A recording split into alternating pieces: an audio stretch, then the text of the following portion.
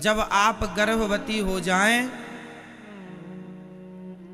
तो स्त्री और पुरुष दोनों को अपने कुल देवताओं, अपने स्थान देवता, अपने इष्ट को प्रणाम करना चाहिए और भगवान से सुंदर से संस्कारित पुत्र की कामना करना चाहिए।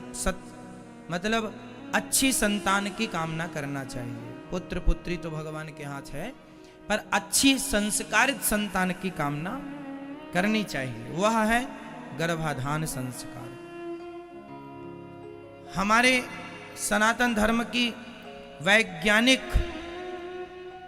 कितना रिसर्च किया ऋषि मुनियों ने और अंत पर इस निर्णय पर पहुंचे कि यदि स्त्री और पुरुष गर्भाधान के समय उनके मन में अच्छे विचार हों, मीन्स आप अच्छे वातावरण में रहने वाले हैं, सवेरे पूजा आरती करते हैं, भगवान को भोग लगाकर प्रसाद। भाई बताओ, अन्न से ही तो खून बनता है और तुम्हारे अंदर जो बच्चा गर्भ में पलता है वह भी अन्न की शक्ति से पलता है। आप खाना पीना बंद कर दो तो बच्चा गर्भ में नष्ट हो जाएगा। बोलो हाँ या ना? सही है या हम झूठ कह रहे हैं? तो कहीं ना कहीं बच्चे का लालन पालन उस अन्न से हो रहा है या नहीं? तो स्त्री और पुरुष मतलब माता और पिता, हमारे शरीर में जो खून है वो सारा खून भी अन्न से ही बना है। बोल दो हाँ या ना? हमारे शरीर में जो हड्डियां हैं वह भी अन्न से बनी है। कहो हाँ या ना? चमड़ी है वह भी अन्न से बनी है। बोलो हाँ या ना? तो हमारे शरीर में जो देखने की क्षमता, आप आप खाना पीना बंद कर दो तो ना आपको दिखना, आपकी आंखें कमजोर होने लग जाएंगी, लीवर किडनी काम करने बंद कर देंगे, खून धीरे धीरे खत्म होने लग जाएगा। मतलब पूरा वेश भोजन पर ही तो है। बोलो हाँ या ना? तो शरीर में जो खून तैयार होता है, जो धातु तैयार होती है, वह भोजन से होती है। इसलिए भोजन हमेशा भगवान को भोग लगाकर वही खाना चाहिए जो खाने के लिए ईश्वर ने बनाया है। और जब भोग लगा के खाएंगे तो आपका पूरा शरीर उस प्रसाद से तैयार होगा। तब फिर आपका पूरा शरीर, आप खुद ठाकुर जी के प्रसाद हैं, आपको भगवान स्वीकार कर लेंगे। तो स्त्री और पुरुष सवेरे पूजा करें, भगवान में आस्था रखें, अच्छी बातें करें, अच्छे विचार रखें और फिर गर्भाधान करोगे तो तुम्हारे गर्भ में वो अच्छे थॉट वाला, अच्छे विचारों वाला बच्चा पनपेगा, मीन्स जन्म लेगा। कुछ बीमारियां होती हैं जो माँ बाप से बच्चों तक जाती हैं। बताओ उन बीमारियों के नाम क्या हैं? जोर से कौन कौन सी बीमारियां हैं जो बाप दादों से बच्चों तक आती है परंपरागत? जिनमें कुछ बीमारियां हैं, जिसमें विशेष बीमारी है शुगर की बीमारी, डायबिटीज इत्यादि, और ब्लड प्रेशर हाई होना, है ना, लो हो जाना। कुछ बीमारियां डॉक्टर कहते हैं कि बाप दादों से विरासत के रूप में मिलती। कुछ और भी बीमारियां होंगी, चूंकि हम डॉक्टर नहीं हैं, वो डीपली डॉक्टरों को पता होता है, ठीक है। पर ये हमें पता है कि कुछ बीमारियां परंपरागत चलती हैं। बोलो हाँ या ना? जब बीमारी बाप से, जब बीमारी माँ से बच्चे में आ सकती है तो माँ बाप के अच्छे बुरे विचार बच्चे में क्यों नहीं आएंगे? उनके संस्कार तुम में क्यों नहीं आएंगे? साहब, बीमारी आ रही है, वो जो पानी की 2 बूंद पिता की तुम्हारे गर्भ में गई, उसमें बीमारी भी मिल गई है, तो संस्कार क्यों नहीं मिलेंगे?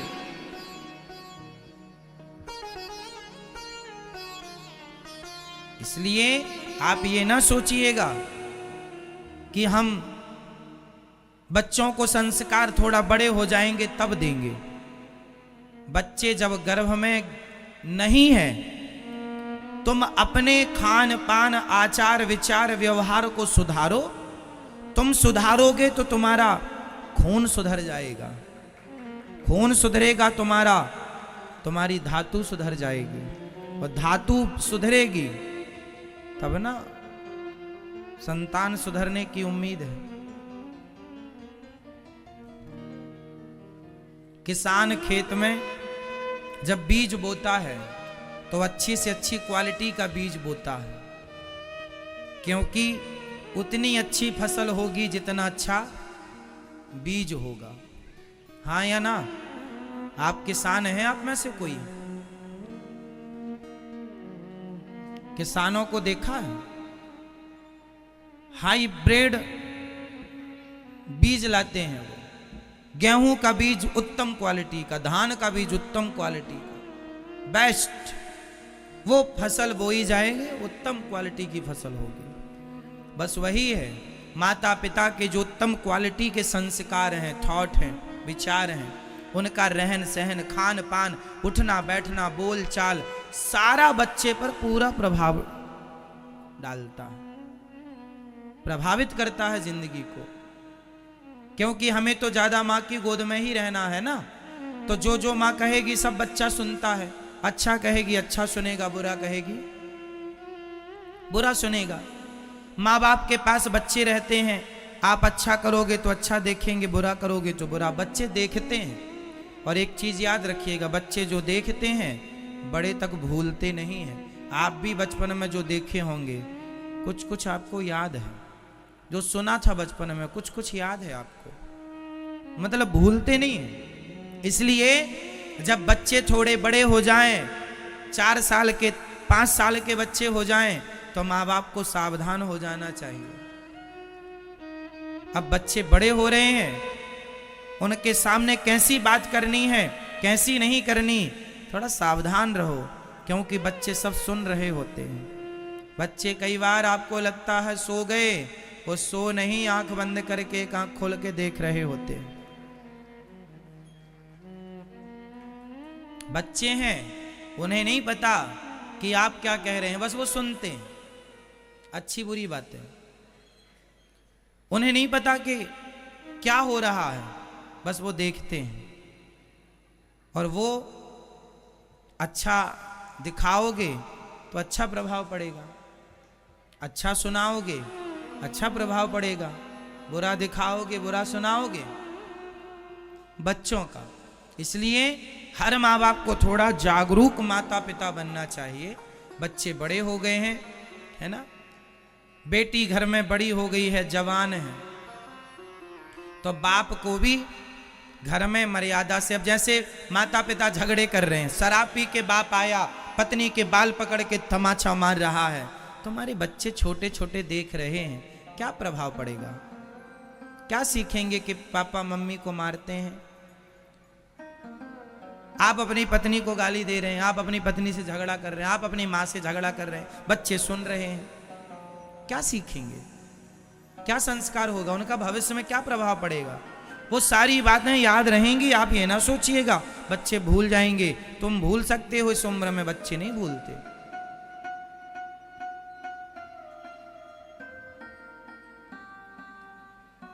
कुछ चीजें याद रह जाती हैं, इसलिए सावधान रहो और संस्कार देने में लापरवाही ना करो। पैसा दो, पैसा भले कम कमाओ, पर संस्कार ज्यादा दो बच्चों को। पैसा कोई नहीं पूछेगा कि तुम्हारे पास कितना है, सारी दुनिया यही तो पूछती है तुम्हारा बेटा क्या करता है, तुम्हारा बेटा कैसा है, कहाँ है। मतलब बच्चे के संस्कार से सबको मतलब है, बच्चे से सबको मतलब है, पैसे से मतलब नहीं है। इसलिए बच्चों को संस्कार दे दोगे तो सफल माँ बाप कहलाओगे, नहीं दे पाओगे तो आप असफल माई बाप हैं। बोलो हाँ। तो क्या देंगे बच्चों को? संस्कार। बच्चों के सामने पति पत्नी तुम लड़ा ना करो, शराब ना पिया करो। बेटियों के सामने, बेटी जवान हो गई है, बड़ी हो गई है, जब नहा के बाहर निकला करो ना, तो केवल चड्डी पहन के ही घर में ना नाचा करो। गांव के बूढ़ों की बड़ी आदत बुरी होती है, घर में बहू बेटियां हैं, चड्डी पहने घूमते पूरे घर में। वो नहा के आते हैं तो सबको बताते हैं हम नहा लिए, देख लो। ये नहीं कि टॉवेल लपेट लें। अरे तुम बड़े हो, बूढ़े हो, पर मर्यादा क्या तुम्हारे लिए जरूरी नहीं है? क्यों मर्यादित पहनावा हो, हाँ या ना? ये वॉशरूम से बाहर आए हो तो टॉवेल लपेट लो, भले तुम घर के बूढ़े हो। मर्यादाएं सबके लिए जरूरी हैं, आवश्यक हैं। बोलो हाँ या ना? बाप ही क्यों ना हो, तो तुम जितने बाप यहां सुन रहे हो, मर्यादा सबके लिए जरूरी है। अपनी मर्यादाओं में तुम रहो। बेटी मर्यादा में रहे, बेटा मर्यादा में, माँ बाप, देखो मर्यादा सबकी है। मर्यादा का उल्लंघन कोई भी करेगा, दुष्परिणाम का सामना करना पड़ेगा, परिणाम बुरे आएंगे। सबको मर्यादा, मर्यादा की जो बेड़ियां है ना, सबके पांव में होनी चाहिए। बोलो हाँ या ना? ठीक है। अब जैसे घर गांव के बूढ़े लोग बीड़ी पीते रहते हैं,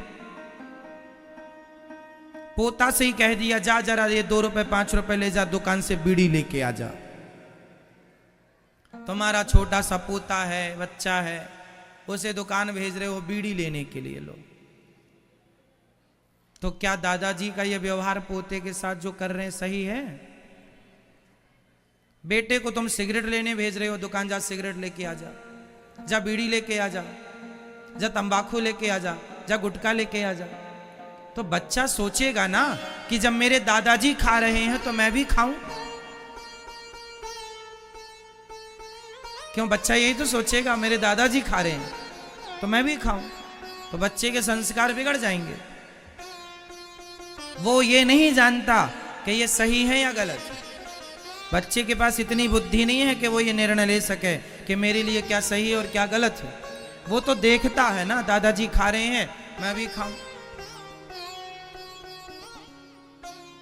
हमारा एक गांव में मित्र है, अभी भी है,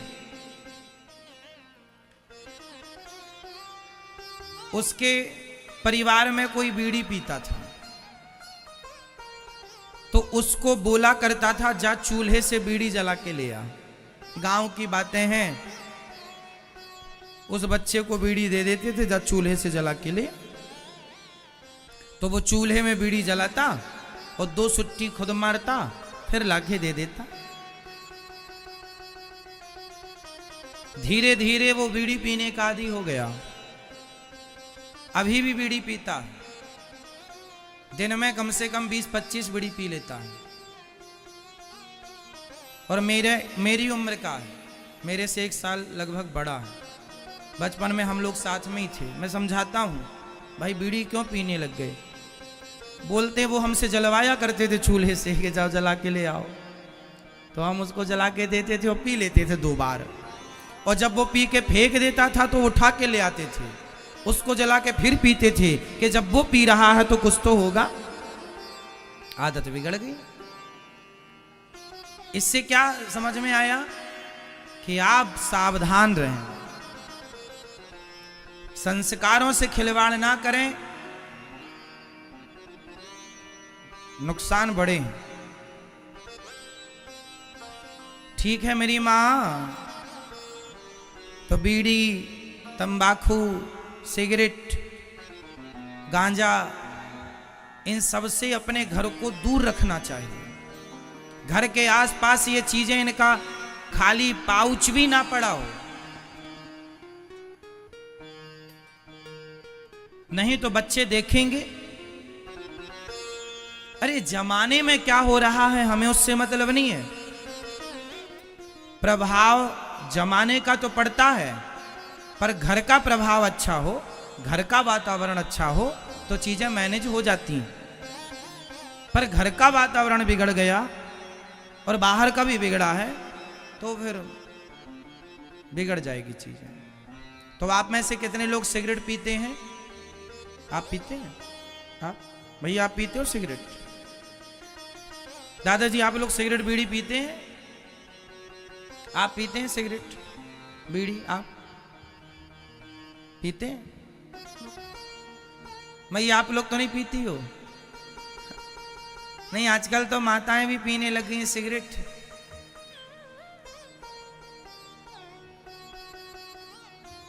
इसलिए हम दोनों से पूछ लेते हैं, आप पीते हैं सिगरेट? पीते हो बीड़ी?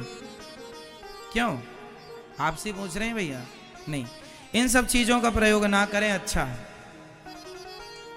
सावधानी, एक जिम्मेदार नागरिक बने, एक जिम्मेदार माँ बनो, एक जिम्मेदार पिता बनो, एक जिम्मेदार पुत्र बनो, एक जिम्मेदार दादा बनो, एक जिम्मेदार दादी बनो। मतलब सब अपनी अपनी जगह पर पूर्ण रूप से जिम्मेदार हो। क्यों मैया, सही है? ये 5 चीजें बड़ी खतरनाक हैं। यदि बच गए सब बढ़िया होगा, यदि एक में उलझ गए तो बर्बाद होना तय है। ये 5 चीजें जो मैं बोलने जा रहा हूं। इंद्रियां कितनी होती हैं? इंद्रियां 10 होती हैं। 5 ज्ञानेंद्री, 5 कर्मेंद्री। जो 5 ज्ञानेंद्री हैं वो कौन कौन सी हैं समझो। आंख से किसका ज्ञान होता है आपको? रूप का। कान से किसका ज्ञान होता है? शब्द का। त्वचा से किसका ज्ञान होता है? स्पर्श का। नाक से किसका ज्ञान होता है? गंध का। जीभ से किसका ज्ञान होता है? स्वाद का, रस का। शब्द, स्पर्श, रूप, रस, गंध, ये 5 ज्ञानेंद्रिय हैं जिनसे हमें बोध ज्ञान होता है। 5 कर्मेंद्रिय हैं जिनसे हम रोज कर्म करते हैं। 5 कर्मेंद्रिय कौन कौन सी हैं आप बताओ? आप अपने शरीर को नहीं जानते, देखो।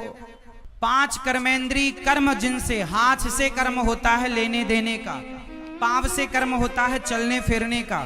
तीसरी मुंह, मुंह से बोलने बतलाने का कर्म, बोल रहा मुंह कर्म। चौथी मूत्रेंद्री। 5वां मलेंद्री, मूत्र और मलद्वार। मूत्र द्वार, मलद्वार, मलमूत्र की इंद्री 2, मुंह 3, हाथ 4, पांव 5। ये 5 कर्म जिनसे आप नित्य कर्म करते हैं। मलमूत्र का विसर्जन करना भी कर्म है, वो कर्मेंद्री है। टोटल 5 ज्ञान प्लस 5 कर्म, टोटल 10। इन 10 इंद्रियों को चलाने वाला कौन होता है आप बताओ? ये 10 इंद्रियां किसके नियंत्रण में होती हैं? इनका मुखिया कौन है? इनका राजा कौन है? शरीर? गलत उत्तर। दिमाग? गलत उत्तर। आप? हाँ, क्या? मन। 5 ज्ञानेंद्रिय प्लस 5 कर्मेंद्रिय, इन सबको चलाने वाला मन होता है। यदि मन ना हो तो आप देखते हुए भी देख ना पाएंगे। जैसे उदाहरण, आप किसी को देख रहे हैं लेकिन आपका थोड़ी देर के लिए मन वहां से हटके कहीं और चला गया तो आपकी आंखें खुली रहेंगी, पर लोग क्या कहते हैं? अरे कहां तुम्हारा ध्यान है?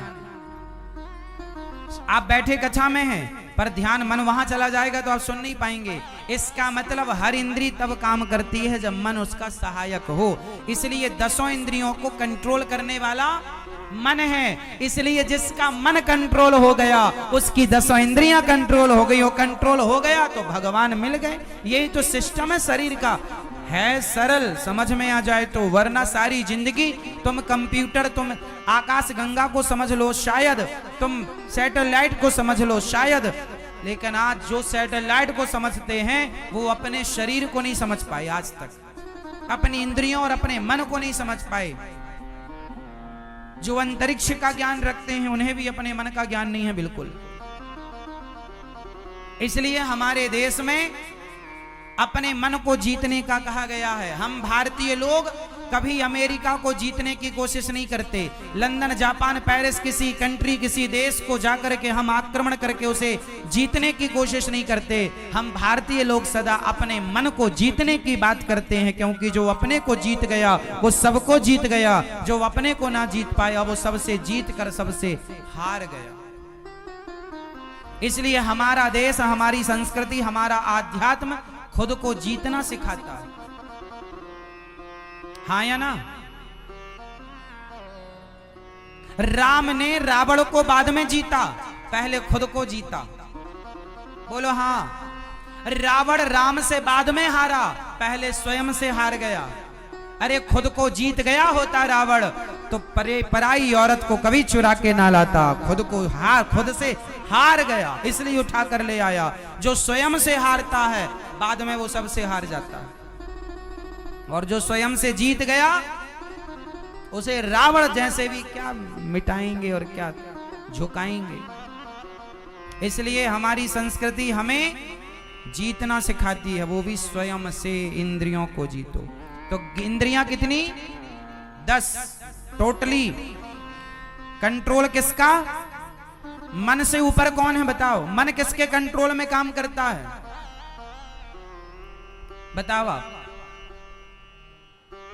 मन किसके कंट्रोल में काम करता है बताइए? दादाजी बताएंगे। फर्स्ट वाले, मन किसके कंट्रोल में काम करता है? बोलो। मन के ऊपर कौन? बुद्धि। बुद्धि के ऊपर कौन? विवेक। विवेक के ऊपर कौन? आत्मा। आत्मा के ऊपर कौन? परमात्मा। ये है शरीर का ज्ञान। मैन पावर भगवान है, इसलिए मन को भगवान में लगाना चाहिए। चलो चलो, हम बता रहे थे 5 चीजें। पांच ज्ञानेंद्रिय। आप कहां कहां ठोकर खाते हैं, कहां कहां से परेशान होते हैं? या तो आपका मन 5 चीजों में ज्यादा लगता है। पहला, या तो मन देखने में लगेगा। कोई सुंदर स्त्री है, सुंदर पुरुष है, तो आप उसे बार बार देखना चाहते हैं, या तो देखने में मन लगेगा, या तो आपका मन निंदा चुगली सुनने में लगता है। ज्यादा आप क्या सुनना पसंद करते हैं? पड़ोसन की निंदा, सास की निंदा सुनाओ, बहू की निंदा करो, चुगली सुनना। तीसरा, आपका मन खाने में बहुत लगता। पिज्जा खाओ, बर्गर खाओ, दिन भर खाते। हमारे देश में 10-10 बार खाते हैं लोग। 5 चीजों में मन ना लगे। पहला, किसी को देखने में, किसी स्त्री पुरुष में मन ना लगे देखने में। सुनने में, चुगली निंदा में मन बिल्कुल ना लगाना। देखना आंखों से, सुनना कानों से। वाणी पे कंट्रोल, संयम। क्या बोलना है, संयमी वाणी बोलिए, बोलने में कंट्रोल। चौथा, आपको अपनी नाक पर कंट्रोल, गंध। इसका मैं उदाहरण देके समझाता हूं। हाथी को फंसाने वाला पता है कैसे फंसाता है? एक गड्ढा करता है, नकली हथनी बनाता है और उसको खड़ा कर देता है। हाथी को लगता है हथनी खड़ी है। हाथी जो है ना कामी ज्यादा होता है, वो हथनी के बिना नहीं रहता। तो हथनी के पास आता है, उस गड्ढे में गिर जाता है। तो हाथी मारा गया केवल चमड़ी के कारण, स्पर्श के कारण। ये 5वीं इंद्रिय है, इसके कारण तुम भी मारे जाते हो। पराई स्त्री, पराया पुरुष, ये तुम्हारे अंदर भी दोष है। मृग मारा जाता है, बांसुरी बजाने वाला बांसुरी बजाता है, वो सुनने में इतना डूब जाता है कि बाण मार देता है, भागता नहीं है, वो सुनने का आदी है। मृग मारा गया। जिह्वा किसकी ज्यादा लपलपी है? मछली की। मछली को पकड़ने वाला कांटे में मांस का टुकड़ा डालता है, भरता है और नीचे डाल देता। मछली को लगता है कि इसमें मांस है, जबकि अंदर क्या होता है? कांटा। मांस खाती है, मांस का मजा तो आता नहीं है, कांटे का सजा मिलती है। तो ज्यादा खाने से मछली जैसे तड़पना पड़ेगा। कुछ भी खाई मछली को खाने, मछली क्या खाती है बताओ? मछली का नेचुरल खाना क्या है? जोर से। मछली नदियों में, तालाबों में नीचे काई होती है। काई जानते हैं? काई, अब काई आपको कैसे समझाएं हम?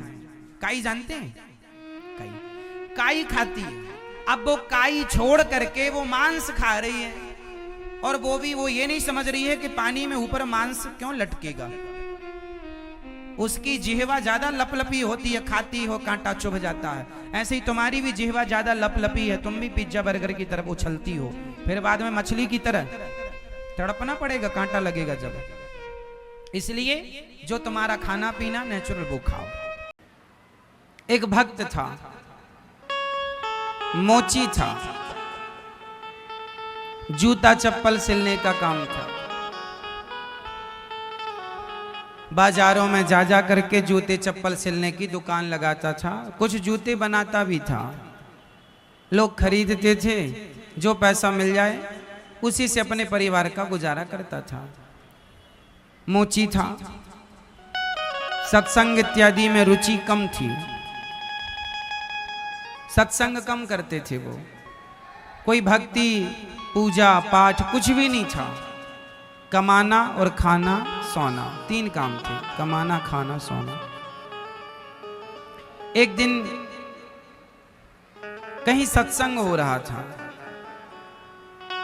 तो मोची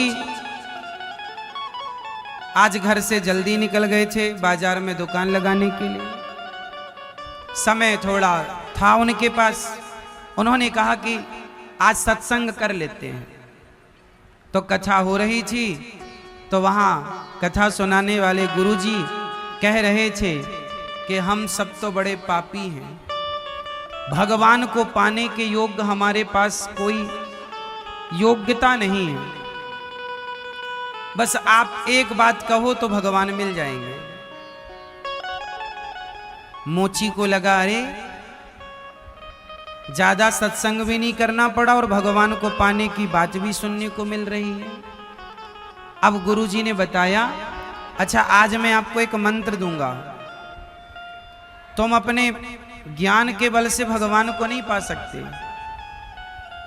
कोई कर्म करके भी भगवान को नहीं पा सकते, लेकिन एक मंत्र है उसे रटना, भगवान मिल जाएंगे। गुरुजी ने बताया तो मोची भी खड़ा था पीछे, उसने भी सुना।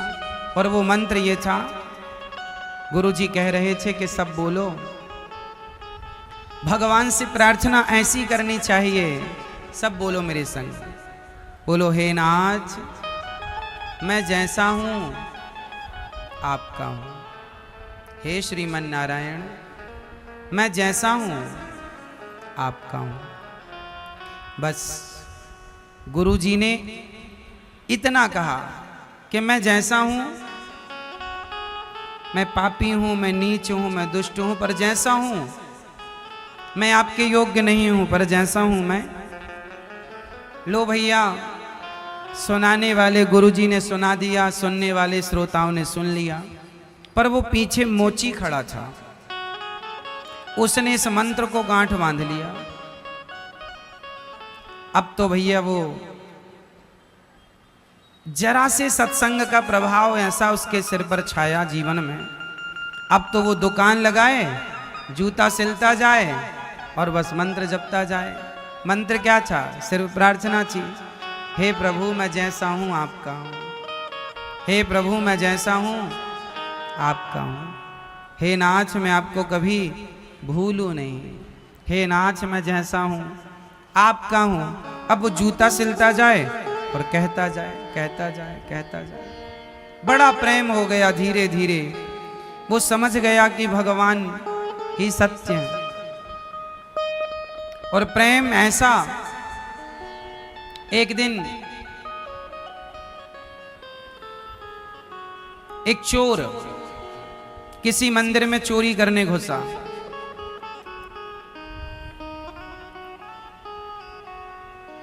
तो चोर मंदिर में से सब चुरा के ले आया। तो मंदिर में एक शालिग्राम भगवान जी भी थे, तो चोर भगवान भी ले आया। अब चोर ने जो बर्तन वर्तन चुराए थे, छत्र वत्र चुराए, वो तो काम आ गया, उसके बेच दिया। लेकिन शालिग्राम भगवान, अब चोर क्या जाने कि शालिग्राम भगवान क्या। तो चोर वो शालिग्राम भगवान को जेब में रख के बाजार चला गया और संयोगवश उसी मोची की दुकान में चला गया।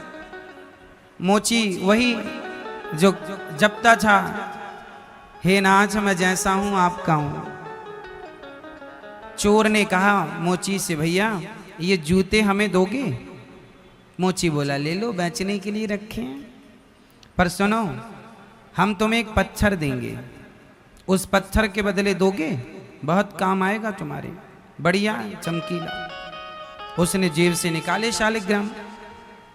अच्छा, वो तो पत्थर ही मान रहा था चोर। अच्छा, मोची ने भी कभी शालिग्राम भगवान का दर्शन नहीं किया,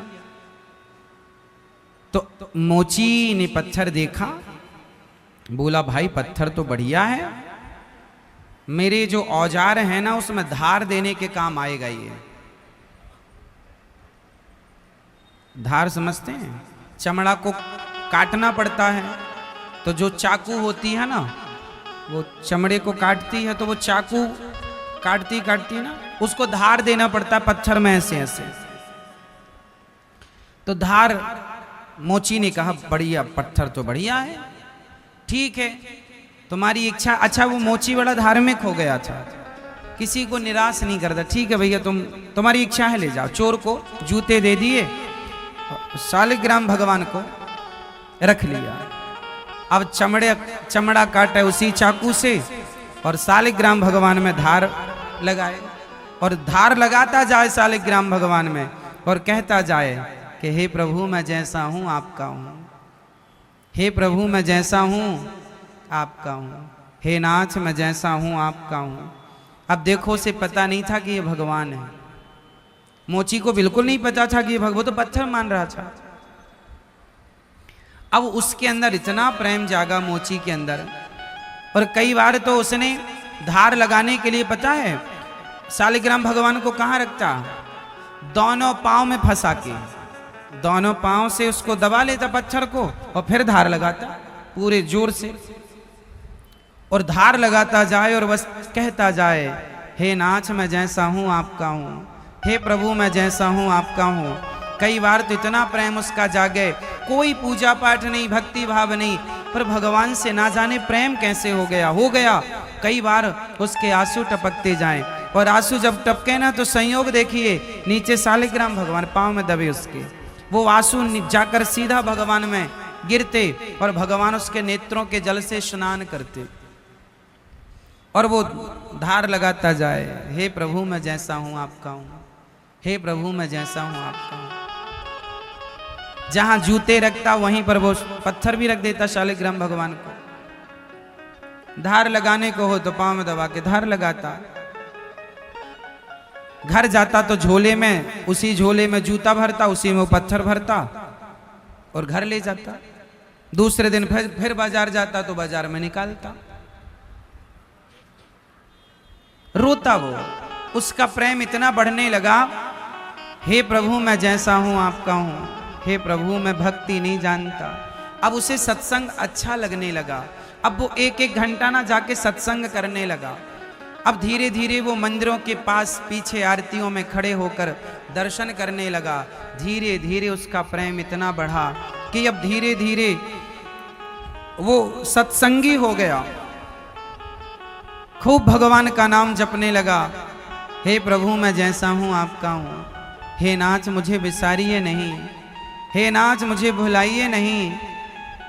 अपनी जिम्मेदारी पूरी करता, बच्चे पत्नी का ध्यान भी रखता और भगवान से खूब प्रेम करता। एक दिन की बात है कि कोई पंडित जी उसकी दुकान में आए जूता सिलवाने के लिए। तो पंडित जी जूता सिलवा रहे थे, तभी उसकी वो धार खराब हो गई। तो उसने फिर निकाले शालिग्राम भगवान, पांव में दबाए, धार लगाने लगा। अब पंडित जी तो पंडित जी थे, वो पहचान गए कि जिस पर वो धार लगा रहा है वो भगवान शालिग्राम जी। हरे राम राम राम राम राम। पंडित जी बड़े दुखी भये। पंडित जी तुरंत मोची से बोले भैया तुम हमसे पैसे ले लो, ये पत्थर हमें दे दो। अच्छा, पंडित जी कहते कि ये भगवान है, तो पंडित जी को लगा कि ये मानेगा नहीं। अच्छा, पंडित जी को ये पता नहीं था कि ये भक्त है। पंडित जी ने कहा भैया पैसे ले लो, ये भगवान दे दो, ये पत्थर दे दो हमें।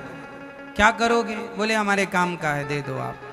तो जो पैसा था मोची ने कहा भैया एक काम करो, पैसे मत दो, हमें क्या करना, यदि ये पत्थर पसंद आया तो आप ले लो। मोची बड़ा धर्मात्मा था, ऐसी पत्थर दे दिया। अब पंडित जी भैया गए, भगवान को नहवाया धुलाया, पूजा आरती की, पुष्प चढ़ाए, घी दूध दही शक्कर शहद गंगा जल से नहवाया और नहवा कर भगवान को रखा, प्रार्थना की। और पंडित जी जब रात को सोए तो सपने में भगवान आए, बोले पंडित जी क्या बिगाड़ा था हमने तुम्हारा, तुमने हमारा सब बिगाड़ दिया। बोले वो मोची बढ़िया हमें तुमने गंगा जल से नहवाया है, वो मोची हमें रोज बढ़िया नेत्रों के जल से नहवाता था। जब वो हमारे ऊपर पांव रखता था तो मानो ऐसे लगता था कि कोई हमारे पांव दबा रहा हो, मालिश कर रहा हो। उसके पांव की रगड़ से ऐसा महसूस होता था कि कोई हमारी मालिश कर रहा है, बढ़िया लगता था। हाँ, जल्दी से हमें वापस करके आओ वहीं। वो रोज झोले में रख के हमें ले जाता था, झूला झुलाता था। सावन में लोग ठाकुर जी को रख के झूला झुलाते हैं, जब उसकी दुकान पूरी होती तो झोला में रखता, झोला कंधे में टांगता और चलता तो ऐसे लगता मानो झूला झूल रहे हैं। अब भगवान है न जाने कौन से गुण पर दयानिधि रीझ जाते हैं, यही सदग्रंथ कहते हैं, यही हरिभक्त गाते हैं। अब भगवान तो भगवान है। अब मोची, अब पंडित जी जागे, आधी रात को ही पंडित जी जाकर के मोची का दरवाजा खटखटाए। अरे भैया मोची खोलो। खोला, अब क्या हुआ महाराज, कोई अपराध हो गया? ना ना, ये लो तुम्हारे भगवान। भगवान कहाँ है हमारे पास भगवान? बोले ये जो कल तुमने दिया ना, ये शालिग्राम भगवान है, तुम्हारे पास से मैं ले आया तो बड़े नाराज हुए कि तुम क्यों ले आए। मोची बढ़िया सेवा करता था, जाओ, ये तुम्हारे पांव में दबकर ही खुश हैं, तुम्हारे नेत्रों के आंसू से बड़े खुश हैं। अब जब ये बात सुनी कि ये भगवान है, अब तो मोची रो पड़ा, हे भगवान मैं कितना बड़ा अपराधी हूं, कितना बड़ा पापी हूं कि मैंने आपको अपने पांव के नीचे दबाया, कि मैंने आपको ना भोग लगाया, ना स्थान दिया, जूतों के साथ रख के ले आता था। अब तो पश्चाताप की अग्नि में जलने लगे मोची, और बस वही बार बार दोहराए कि हे प्रभु मैं जैसा हूं, आपने देख लिया कि मैं कितना बड़ा पापी हूं, आपको जान ना सका, मैं कितना बड़ा अधम हूं, नीच हूं, दुष्ट हूं, हे प्रभु पर जैसा हूं आपका हूं। जब ऐसी प्रार्थना मोची ने की और मोची बोला, हे प्रभु यदि आप पंडित जी के सपने में आए हो तो आज तक मेरे सपने में आकर क्यों नहीं आपने अपना परिचय दिया, आपने क्यों नहीं बताया कि मैं भगवान हूं। अब तो मोची प्रार्थना करने लगा, प्रभु अब मैं, जब तक आप मुझे दर्शन नहीं देंगे, जब तक आप मुझे स्वयं ये ना कहेंगे कि मैंने तुम्हें माफ किया, हे प्रभु मैं गुनहगार हूं। अब तो मोची जब सच्ची मोची तो मोची था, सच्चे मन का था, सच्चा था, भोला था। हे प्रभु मैं जैसा हूं आपका हूं। उसके सहज प्रेम पर भगवान रीझ गए और शालिग्राम भगवान से प्रकट होकर के मोची को भगवान ने दर्शन दिया। कहा कि हम तुम्हारे नेत्रों के जल से स्नान करके इतने प्रसन्न होते हैं कि कोई हमें गंगा जल से भी स्नान कराए तो हम इतने प्रसन्न नहीं होते जितनी प्रसन्नता तुम्हारे नेत्रों के जल से नहाकर होती है। क्यों? क्योंकि तुम निश्चल हो, निष्कपट हो, निष्काम हो। भगवान के दर्शन करके मोची सदा सदा के लिए भगवान का हो गया। खूब भक्ति की, भगवान का दर्शन मिला और अंत में भगवत धाम भगवान स्वयं लेकर के मोची को गए। कहने का अर्थ क्या हुआ कि भगवान जब भी मिलेंगे ना तो आपकी सरलता, सहजता और सच्चे प्रेम के बल पर, यदि आप होशियार हैं, यदि आप चतुर हैं तो भगवान तुम्हें ना मिलेंगे। चतुर लोगों को भगवान नहीं मिलते। आप चतुर ना बनिए, भगवान के भक्त को कैसा होना चाहिए? सच्चा, सरल, सीधा, कोई कपट ना हो, छल ना हो, निष्कपटता हो, हृदय बिल्कुल पवित्र हो, तब जाकर हम भगवान के अधिकारी होते हैं प्राप्त करने के। मोची ने भगवान को क्यों पाया? क्योंकि प्रेम था। भगवान को पूजा से ना प्राप्त कर लोगे आप लोग, भगवान को पूजा से नहीं पाया जा सकता, पूजा के बल पर नहीं पाया जा सकता, भगवान को प्रेम के बल पर पाया जा सकता है। इसलिए भगवान से क्या करेंगे? प्रेम। और हर बार थोड़ी थोड़ी देर में ये कहो, हे प्रभु मैं जैसा हूँ आपका हूँ, हे नाथ मैं जैसी हूँ आपकी हूँ, हम अधम हैं, नीच हैं, दुष्ट हैं, खल हैं, कामी हैं। जीवन में जितना आप तपोगे उतने मजबूत बनोगे। सोना लोहा जितना तपता है उतना चमक मारता है सोना, और जितना तपता है लोहा उतना मजबूत होता है। पहले के लोग तपते थे साहब, आज के लोग तपते नहीं हैं। पहले के लोगों में मर्यादाएं थी। बाप जूता मारता था पर बेटा क्या मजाल कुछ बोल दे, चलो बाप है मार ले भैया, बाप है, चुपचाप जूता खाते थे। और आजकल बाप डांट देना तो बेटा आंख दिखाता बाप को, हाँ या ना? देख तेरे संसार की हालत क्या हो गई भगवान। ये जो तुम्हारी औलादें हैं, यदि इतना सुख दोगे तो इतिहास ना रचेंगी। तपाना सिखाओ इन्हें, मजबूत बनाओ हर स्थिति के लिए। हर जगह गुलाब का और मखमल का बिस्तर ना मिलेगा, कांटों की सैया भी मिल सकती है। हर जगह माता सीता जैसी नारियों को अकेले जंगल में जंगल की लकड़ी काट कर बच्चों को भोजन बना के पेट भरना पड़ा। समय कब किसका कैसा आकर खड़ा हो जाए कोई नहीं जानता। हर समय की तैयारी अभी से कर लेना चाहिए, ये समझदारी है। समय आएगा तब सीखोगे तो दर्द ज्यादा होगा, पहले से सीखे रहोगे तो सब मोथली हो जाएगा। समय बड़ा बलवान है मेरी माँ। राम जैसे राजाओं को 14 साल के लिए जंगल किसने भेज दिया? समय ने। राम जी को, भगवान राम को जंगल किसने भेज दिया? जोर से, समय ने। बताओ इस धरती पर सबसे ताकतवर कौन है? बताओ इस धरती पर सबसे ताकतवर कौन है? कौन? जोर से। समय। पुरुष बली नहीं होता है, समय होत बलवान। भीलन गोपी लूट लई, वही अर्जुन वही बाण। सबसे बलवान है साहब समय। समय तुम्हें राज सिंहासन पर भी बिठा सकता है और समय तुमसे झाड़ू भी लगवा सकता है। समय चाहे सब करे। बोलो हाँ। फिर इसलिए मेरी माँ, मेरे भाइयों, मेरे नौजवान दोस्तों, समय का सदुपयोग करना सीखिए।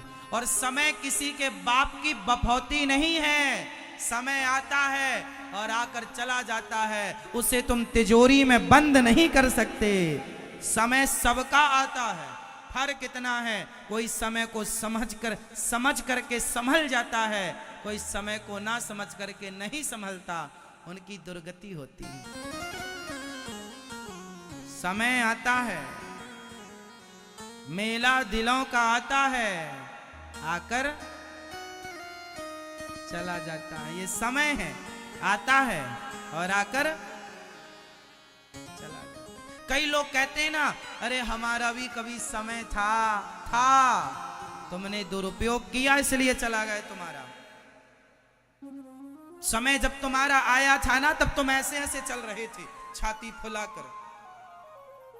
समय ने 2 थप्पड़ मार के आगे बढ़ लिया, ये 2 कौड़ी का आदमी है, इसके पास नहीं रहूंगा। अभिमान करता है।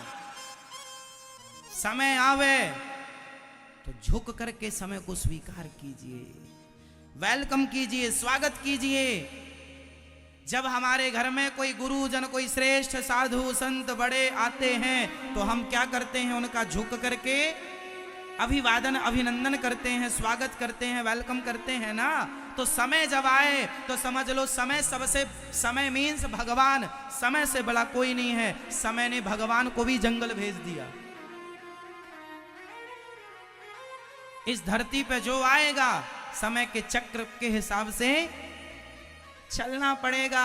तो समय जब आवे तो झुक जाओ। जब समय अच्छा आए, समय बढ़िया है आपका, तो झुक कर समय का वेलकम करो, स्वागत करो। अब समय आए और आप पकड़ गए, समय बोले अच्छा मैं छाती दिखा रहा हूं, चल जा रहे हैं तेरे यहां से, टाटा। फिर तू 2 कौड़ी का 2 कौड़ी का ही रह गया। इसलिए मेरी माँ, झुकता वही है जिसमें जान होती है, अकड़ खास मुर्दे की पहचान होती है। समय आए तो झुकना सीखिए। अकड़ तो मुर्दों में होती है, जिंदा अकड़ गए तो तुम मुर्दे से कम नहीं हो। हाँ या ना?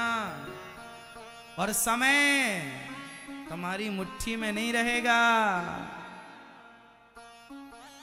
बनेगा। जो समय आज है यही समय कल भी रहेगा, इसकी गारंटी नहीं है। मैंने करोड़पति को रोडपति बनते देखा है और रोडपतियों को करोड़पति बनते देखा है। ये समय किसी के बाप की बफौती नहीं है। मैं शमशान गया एक दिन, तो मुझे शमशान में एक अच्छी बात मिल गई लिखी हुई। देखो मैं सीख लेता हूं सब जगह, शमशान भी मुझे सिखाती है। शमशान में लिखा था, मेरी मां ध्यान से सुनना, शमशान में लिखा था समय के पास इतना समय नहीं है। समझिएगा, समय के पास इतना समय नहीं है कि वह फिर से आपको समय दे सके। जितना समय है वो इतना ही है, इसी में आपको अच्छा या बुरा करना है। अब फिर से समय मिलेगा आपको। आप वृंदावन आए हैं 7 दिनों के लिए, 10 दिनों के लिए। अब ये समय लौट कर आपकी जिंदगी में बीता हुआ वक्त कभी नहीं आएगा। इस जन्म में तो नहीं आएगा, इसके लिए अगला जन्म लेना पड़ सकता है। अब आएगा तो नेक्स्ट समय आएगा, ये तो गया।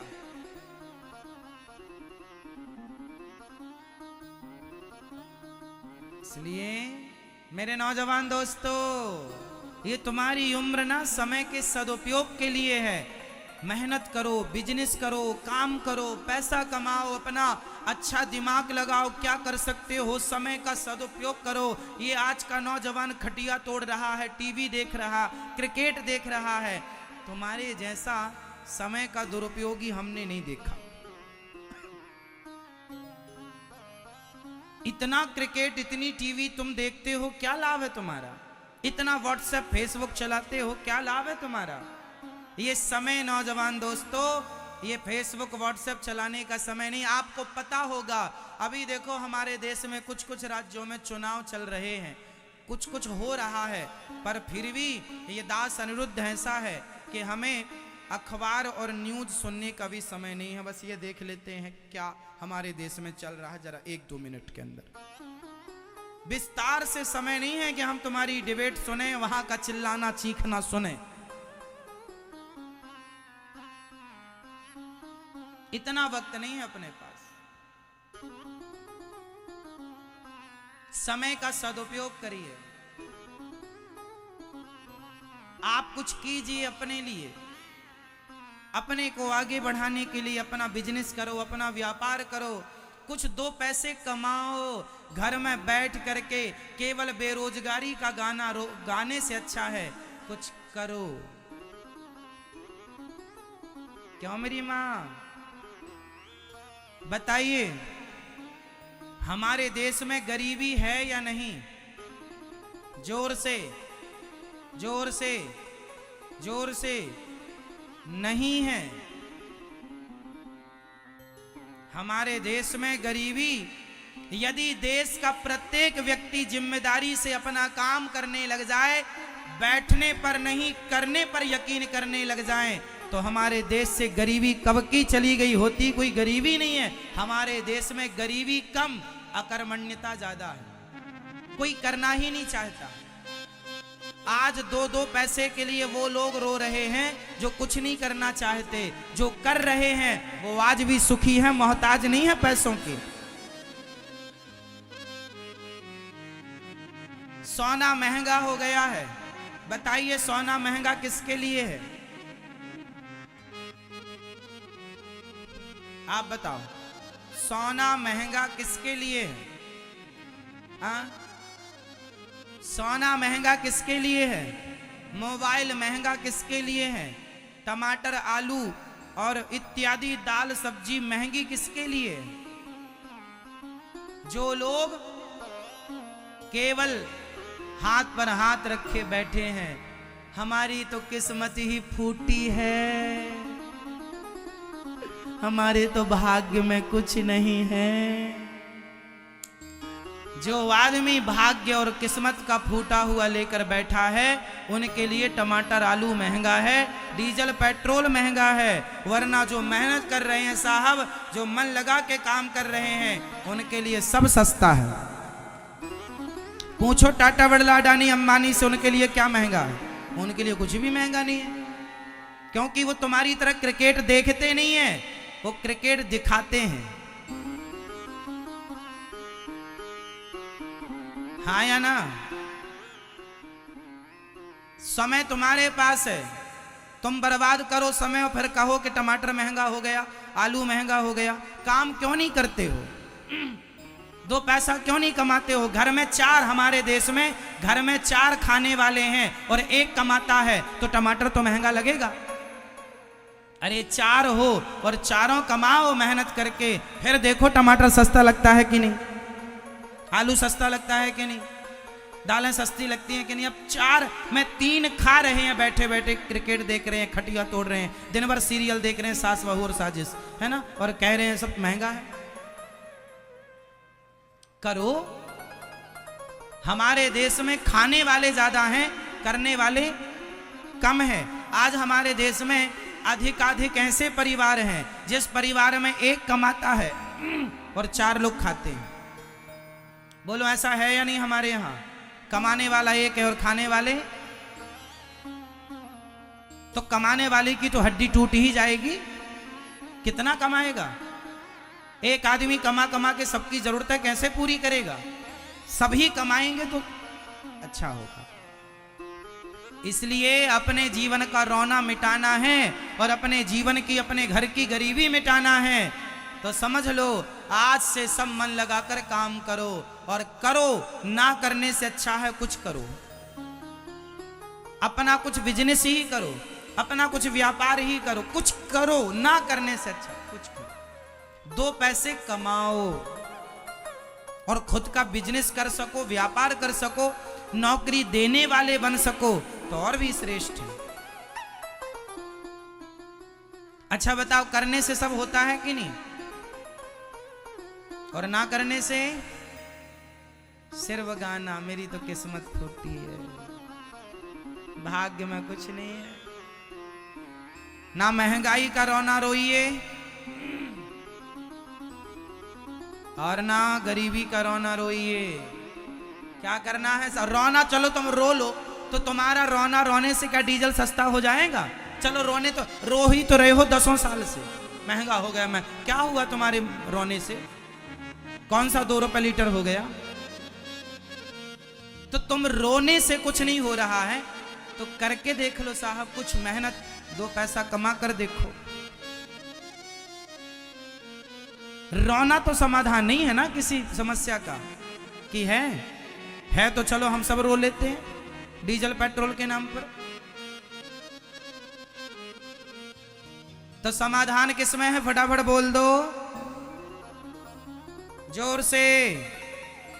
समाधान कहां है? रोने में या मेहनत करने में? जरा जोर से बोल दो। मेहनत करने में, 2 पैसा कमाने में समझदारी है। रोएंगे नहीं।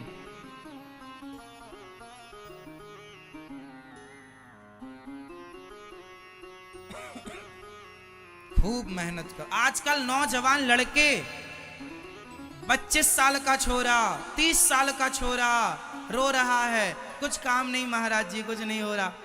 बैठे लड़कों के संग पंचायत कर रहे हैं, कहीं इस दुकान में बैठे उस लड़की को ताक रहे हैं, कहीं वहां से जाने वाली बहन बेटी को अपशब्द कह रहे हैं। आज के नौजवान लड़कों का इसके सिवा कोई काम ही नहीं बचा। इस दुकान में बैठे उसको छेड़ना, उस दुकान में बैठ के इसको देखना, उसको कमेंट करना, उसको कहना, ये काम है। तुम अपनी, मेरी माँ, तुम अपने जवान छोरों को समझाती क्यों नहीं हो? ये बहन बेटियों को उल्टा सीधा तमाशा बोलते रहते हैं। वहां बैठे बैठे चौराहे में जा रही हो, बड़ी सुंदर लग रही हो, तेरी माँ बहन नहीं है सुंदर, उसे नहीं देखता। हाँ, आपने अपनी औलादों को समझाना छोड़ दिया। हर माँ बाप ने अपनी औलादों को थोड़े संस्कार दिए होते तो कोई बेटा किसी की लड़की के 35 टुकड़े तो ना करता। कोई छोरा, कोई बेटा किसी बेटी के 35 टुकड़े तो ना करता।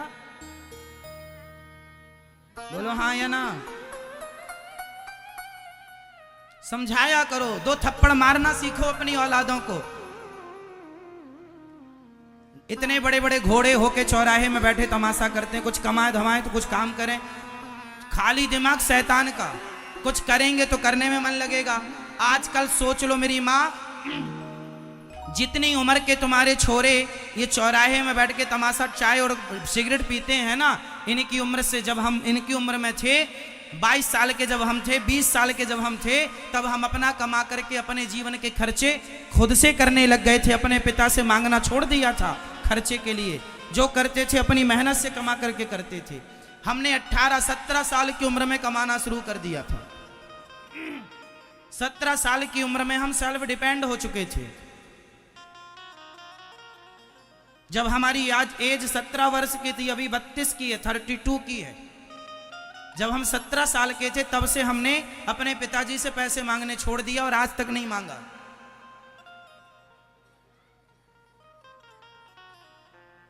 ना हम चाय पीने का शौक रखते, ना सिगरेट पीने का शौक रखते। 2 पैसा आता है उसका सदुपयोग करते हैं। आज जब हम लड़कों को देखते हैं, 22-22 साल का छोरा, 25-25 साल का जवान लड़का चिल्ला रहा, कोई काम नहीं है, कोई काम नहीं, इन्हें देख के दया आती है। राम राम, तुम्हारी उम्र में जब हम थे ना, तब हम अपनी जिंदगी के बहुत सारे काम कर चुके थे।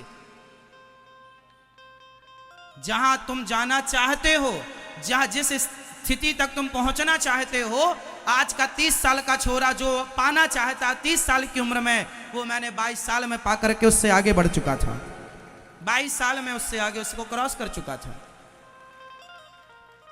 केवल तुम गाना गाते हो, हम करते हैं। इस संसार में असंभव कुछ नहीं है। Nothing is impossible, everything is possible. करने से सब होता है। कोई कार्य ऐसा नहीं है जो आप नहीं कर सकते, कोई काम ऐसा नहीं है जो आप नहीं कर सकते। और फिर रोना तो कभी मिटता ही नहीं है किसी का। कोई रोने बैठे तो रोता जाए, रोता जाए, रोता जाए। इसके नाम का रोना, उसके नाम का रोना, ये रोना, वो रोना। रोना कभी मिटता किसी का? तुम्हारे बाप दादे सब रोते रोते मर गए।